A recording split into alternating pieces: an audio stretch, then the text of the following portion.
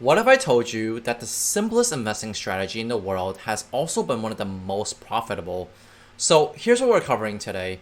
How the S&P 500 performed in the past few decades, how investing small amounts can still build impressive results, the biggest advantage the strategy has that most people completely miss, the 3 hidden risks that could seriously hurt you if you go in blind, and who this strategy is for.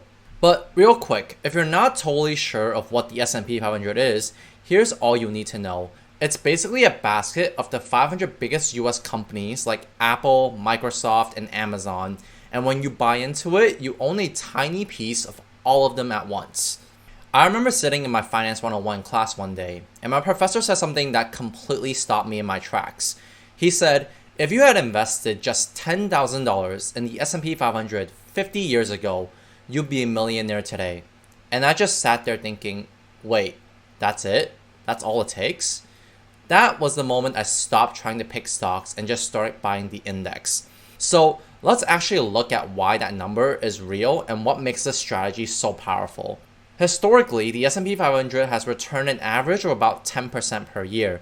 Some years it's up 25%, some years it's down 25%, but over the long run, 10% per year. If you had invested $10,000 in 1957 and just left it alone, that $10,000 would be worth over $10 million today. 1000x your money without touching it. And here's the crazy part.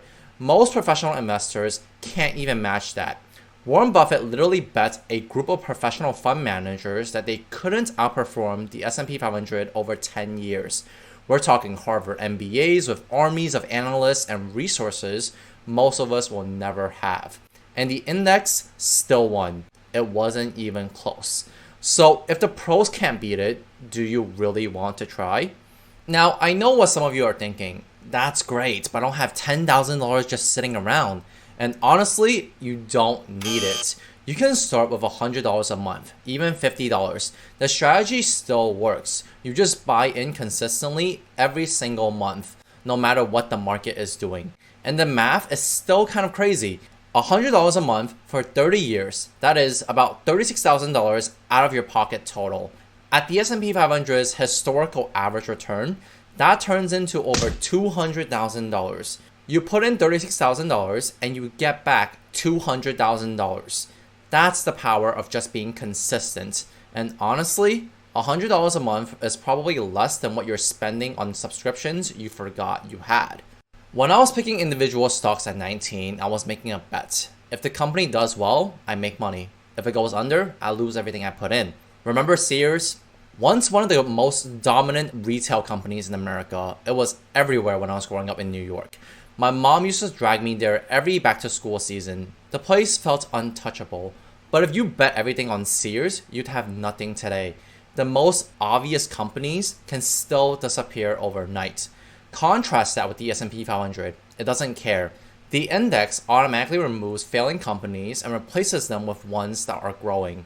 When Sears collapsed, the index dropped it and replaced it with the companies that were actually growing, like Apple. So while Sears was disappearing, the S&P 500 investors were automatically picking up Apple without doing a single thing. You're not betting on one horse here. You're betting that the best horses in America will keep running. And historically, they do.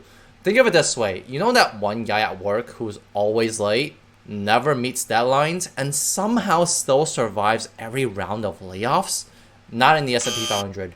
The dead weight gets cut, no exceptions.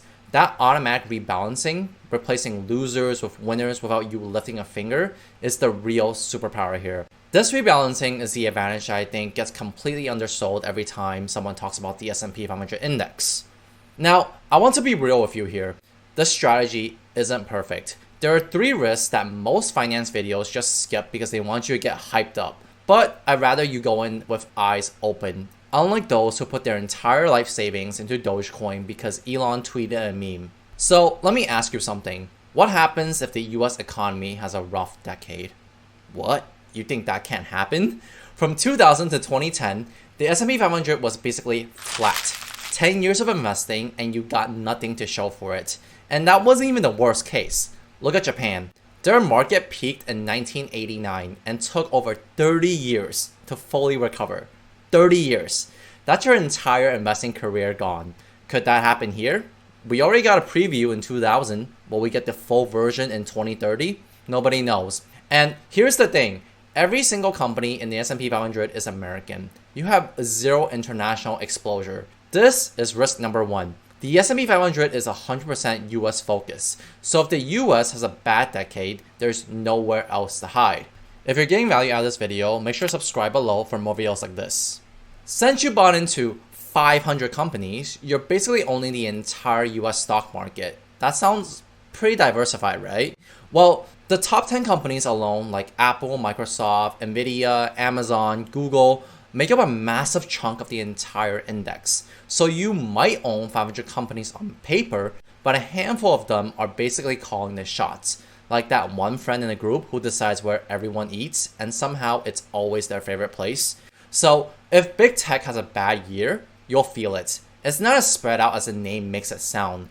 That's risk number two. You're way more concentrated than you think. Remember that lost decade from 2000 to 2010 we just talked about? Now imagine living through that in real time, watching your portfolio go nowhere for years, and trying not to sell when you're down or right when it starts recovering. That's the real test, and most people fail it. They panic sell somewhere in the middle, lock in their losses, and miss the recovery entirely. Or they sell right at break even and miss the bull run that followed. Because from 2010 until now, the S&P 500 is up almost 500%. The strategy works, but only if you actually hold. Most people can't. That's risk number three. You have to stomach brutal downturns, potentially for long periods of time. So how do you know if this strategy is for you? This is genuinely a great strategy if you are just starting out and don't want to spend hours researching stocks, a long-term investor with a 10 or more years horizon, or someone who wants their money growing without constant monitoring. It's probably not the move if you want to actively trade or chase short-term gains, or you need access to this money within the next 5 years, or you're looking for explosive returns that could 10x quickly. This isn't that. This is a strategy that makes you wealthy slowly and quietly, not the one you brag about at a party. If you want to gamble, Vegas has better snacks.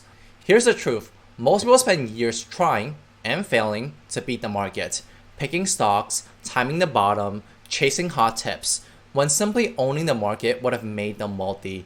Now you know the strategy, but knowing it and actually doing it are two very different things. So if you want to see exactly how to invest in the S&P 500 step by step in under 15 minutes, starting with as little as $10, watch this video next. I'll walk you through the whole thing from start to finish, and you will own your first S&P 500 index fund by the end of the video.